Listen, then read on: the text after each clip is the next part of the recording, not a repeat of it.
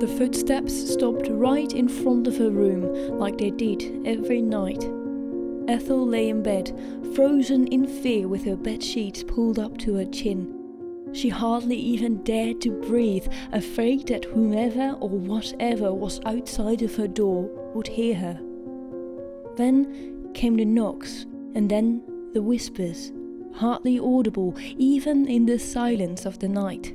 But there was something. She could sense it. And what else would she expect when you are a kid living in the most haunted house in England? The most haunted house, an impressive title in a country filled with ghosts. But was it truly haunted? Or were those who haunted the halls of the Borley Rectory perhaps more human than one might think? Hello and welcome to Sadly Strange episode 25. 25, quite an impressive milestone, isn't it? And therefore we are talking today about not just any ghost story, not just any haunted house. No, we are talking about the most haunted house in England.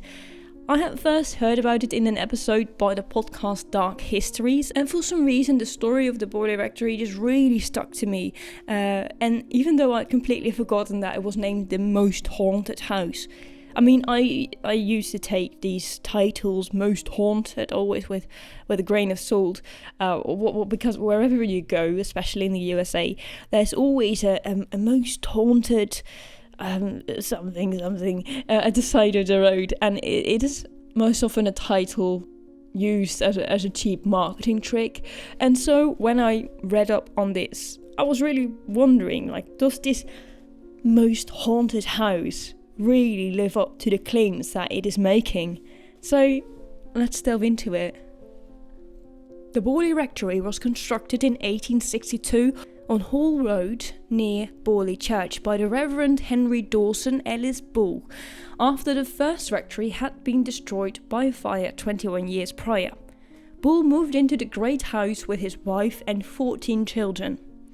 A brand new building filled with the happiness and the stirring life of a big family. But the house appeared to be a bit fuller than intended. The house was haunted. The first hauntings were later remembered to have occurred in 1863, the very same year that the family moved into the house. Locals swore that they heard footsteps within the house at times where there was no one there. The family also said that they apparently started to hear running water inside the house, even though the house did not have any indoor plumbing. Then there were the instances at night where one of the younger daughters, Ethel, was haunted by an invisible presence who would walk up to her door, knocking and whispering so that she could not sleep. She later also claimed to have been attacked by the ghost as the door one night swung open with a gust of wind, after which it felt as if she had been slapped in the face. But perhaps the most famous haunting of the Borley Rectory is that of the ghostly nun. People saw her so often, a nun floating over the grass in the garden, that part of the garden became known as the Nun's Walk. One day, on the 28th of July 1900, Ethel and Frida Bull were walking home to the rectory from a party. It was just the two of them, until they saw a female figure emerging from the trees and walking onto the lawn with what they described a bowed head and dressed in a black garb, like a nun. The figure appeared to be gliding over the path, and it suddenly struck the two girls that they were looking at a ghost. One of the girls ran to get their older sister Elsie. Hearing out her sister, Elsie responded, "What nonsense! I'll go and speak to it." With this, she walked onto the lawn and was surprised to indeed see the nun still standing there, until she vanished into thin air in front of her eyes. One of the other witnesses to the floating nun was a travelling carpenter called Fred Cartwright, who claimed to have seen the nun 4 times in 2 weeks in 1927. He said that he was not a local and that he had actually never heard any of the stories that surrounded the rectory, and he claimed that he didn't even suspect that the nun was a ghost until he saw her the 4th time, where the woman vanished into thin air.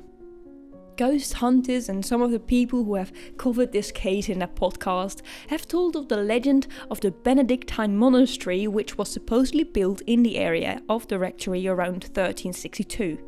One of the monks was rumoured to have had a relationship with a nun from a nearby convent. The love affair was discovered and the monk was executed. The nun met a fate even worse. She was bricked up alive in the convent walls. However, it was confirmed in 1938 that this legend was completely fictional and had no actual historical basis. The story was most likely just thought up by the rector's children to scare each other. Though the Bull family knew that their house was haunted, even after Henry Bull's death in 1892, the family remained living there. His son, Harry Bull, took over as rector. He was a very energetic figure. He liked running between the church and the rectory on sermon days and had a very true fascination for the spectres that haunted his house. One day, he was out in the garden with his dog, a golden retriever called Juvenal, when the dog suddenly started to howl at something in the distance. Following his dog's gaze, Harry spotted a pair of legs in between the fruit trees. But as the legs moved out of the foliage, Harry was surprised to see that the body that was attached to these legs was headless. Besides this headless ghost, according to a local called Ernest Ambrose, Harry Bull and some of the other locals claimed to have also seen a ghostly horse-drawn carriage guided by a headless coachman that silently glided through the night, while sometimes only the clattering of wheels and hooves could be heard. On the 9th of June 1927, Harry Bull died and the rectory stood empty for more than a year. On the 2nd of October 1928, however, the Borley Rectory had found new blood. The Reverend Guy Eric Smith and his wife Mabel moved into the house. Soon after moving in, the horrors of the rectory continued as it had done for years. Mabel was cleaning out one of the cupboards when she came upon a strange brown paper package. In curiosity, she opened it and found within what she thought to be a small human skull. This strange present was as if the house was announcing to its new owners that the hauntings would once again begin. Guy once heard a pleading voice whispering behind the door of the blue room, pleading the words, "Don't, Carlos, don't." Bells would start ringing randomly. Footsteps were heard throughout the house and lights appeared behind windows when there was no one there. Guy was convinced at one time that there was an intruder in the house when he heard footsteps, and he tried to intercept the intruder by hiding behind a wall and leaping out with a hockey stick. But of course, there was no one there. The servant, Mary Pearson, even claimed to have seen a phantom coach speeding by at 2 occasions. Less than a year after the couple had moved in June 1929, they contacted the Daily Mirror about the hauntings of the Borley Rectory, requesting the help of the Society of Psychical Research. And help came. On June 12, 1929, Harry Price arrived at the Borley Rectory. If you are not familiar with good old Harry Price, a little backstory for you. So Price used to be a magician, and with the rise in popularity of seances and spirit mediums, he was incredibly skeptical. And with his knowledge as a magician, he was able to reveal many mediums as frauds. And here he was, in name of the Society of Psychical Research, to determine whether the house was truly haunted.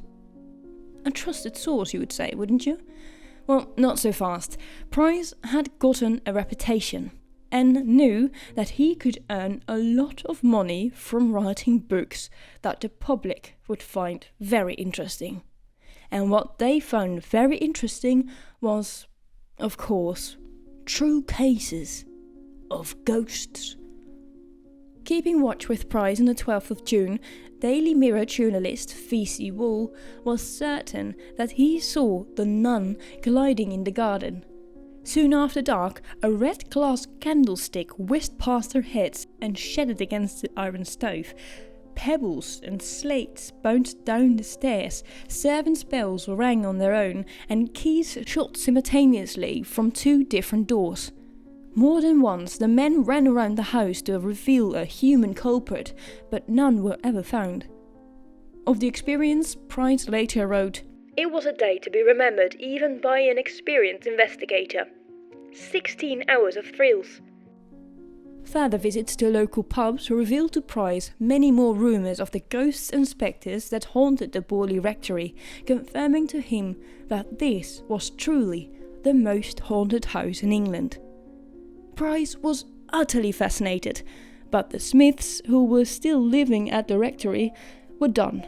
Just a month after Price's visit to the rectory, the Smiths left. And of course, with such rumours flying around the place, the parish had some difficulty finding anyone who wanted to live there. Luckily, a member of the Bull family, a Reverend Lionel Foyster, who was a first cousin to the Bulls, was willing to make the most haunted house in England his home.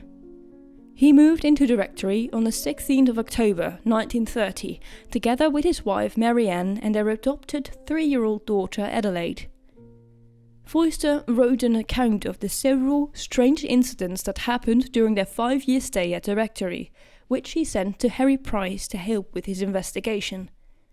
The incidents included the ringing of bells, the shattering of a window, the throwing of rocks and bottles, writing on the wall, and most distressingly, a time where their 3-year-old daughter was locked into a room with no key. Marianne Foyster also reported several events to her husband, including being attacked by an invisible force, as well as being thrown out of her bed. The Foysters attempted to do an exorcism twice, but neither were successful. The Borley Rectory had, by now, become quite a famous house, which attracted the attention of several psychic researchers, who, after investigation, came to the unanimous conclusion that the house was not haunted at all, and that all the hauntings were, in fact, caused by Marianne Foyster. The Foysters left the rectory in October 1935 because of Lionel's increasingly severe arthritis. Though by now the church was completely done with the Borley Rectory, Harry Price was not. Placing an advertisement in the Times on the 25th of May 1937, he wrote, "Haunted house. Responsible persons of leisure and intelligence, intrepid, critical and unbiased, are invited to join rota of observers in a year's day and night investigation of alleged haunted house." After committing some interviews and weeding out the thrill seekers and opportunists, Price managed to put together a team of 48 observers, mostly students who had spent periods at the Borley Rectory with the instruction to report any phenomena that occurred there. These occurrences included rappings, sounds of crashing, bells ringing, and the movement of objects by invisible hands.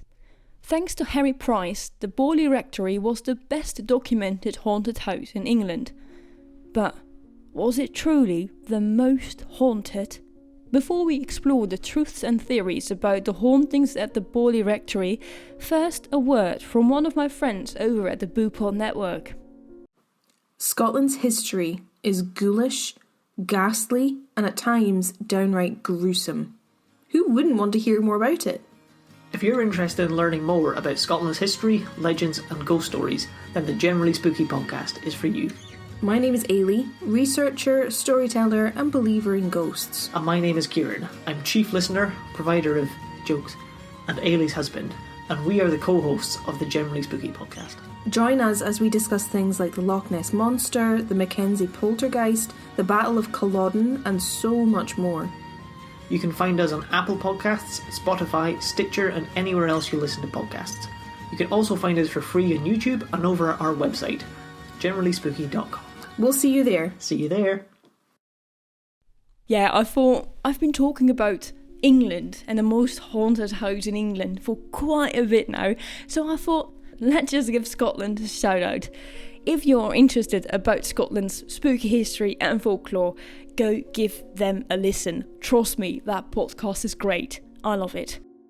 Now, let's get on with the main question of this episode. Was the Borley Rectory actually haunted? One glance at the episode title might already give you an answer to that. After the death of Harry Price in 1948, Daily Mail reporter Charles Sutton came forward accusing him of completely faking the paranormal phenomena at the Borley Rectory. According to Sutton, he visited the rectory with Price in 1929, where he was hit on the head with a large pebble. Price claimed that this was because of the ghosts, but when Sutton seized Price, he found that Price's coat pockets were filled with different sizes of stones.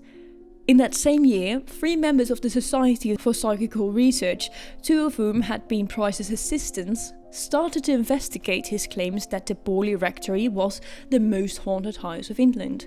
And they came to the conclusion that, in his report, Price had fraudulently produced some of the paranormal phenomena. The Borley report, as the report has become known, states that many of the phenomena were either faked or were created due to natural causes, such as rats and the strange acoustics attributed to the odd shape of the house. In their conclusions, the researchers wrote, "When analysed, the evidence for hauntings and poltergeist activity for each and every episode appears to diminish in force and finally to vanish away." Later, several people came forward admitting that they had faked the hauntings at the Borley Rectory. One of these people was Marianne, the wife of Lionel Foyster. She admitted that at the time she was having an affair with one of their lodgers and that she used paranormal phenomena as an explanation to cover up her affair. One Louis Meyerling wrote a book called We Faked the Ghosts of Borley Rectory, which released in 2000.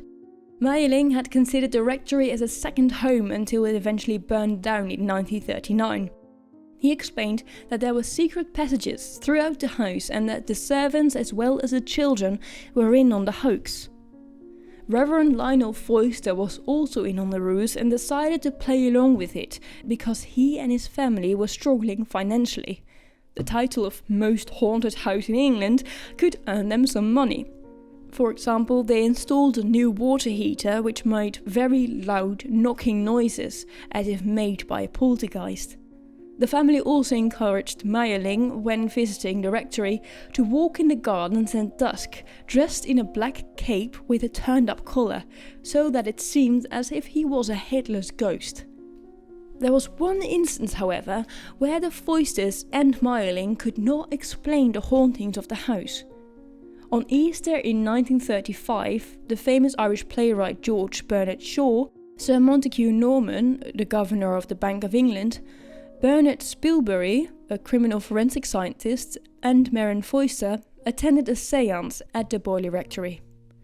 According to Meyerling, the group sat in silence in a dimly lit cellar on the grounds at midnight, when all of a sudden they could hear bells in the kitchen clanging loudly. There was no one there, and there was no way to fake such a thing. I can't explain that occurrence, and to be honest, it still makes me feel rather shaken. The rest of the hauntings were, without exception, the most successful hoax of the age, but that still set my spine tingling. Alright, so that was the Borley Rectory. Was it haunted? I don't think so. I have heard about so many cases now where people faked a haunting or faked being a medium. I mean, for example, you have, I believe they're called the Fox sisters, who are perhaps one of the most well-known mediums, and who later came forward saying, we faked being a medium. And I think that is so fascinating. Also, that instance where 2 girls managed to convince some people that fairies were real and that they had managed to capture them on camera. Oh, that was such a strange case. I think I'll make an episode about that one day. But it is these kinds of things, these instances where people fake fake being haunted, fake being able to talk to ghosts, fake being possessed, where I completely lose my faith in ghosts. I mean, I used to be a believer of ghosts, but now I'm just not so sure. I mean, you can blame Shane Madej from Watcher for this, but I actually wonder, what did you think about it? Do you think that the Borley Rectory might actually be haunted? or that it was, and that maybe they did partly it was fake, but partially it was actually real? Or do you think that it was just completely fake, like I do? Just let me know. Let me know in the comments on Instagram or on YouTube, or send me a DM. I always like hearing back from you. And thank you very much for listening to this episode of Certainly Strange. Please consider leaving behind a review on Spotify and following us on Instagram at Certainly Strange the podcast. Everything about the podcast can be found on the website certainlystrange.com. There you can find the transcript of the episode, as well as all the sources that I used in my research. And once again, thank you for listening. Bye.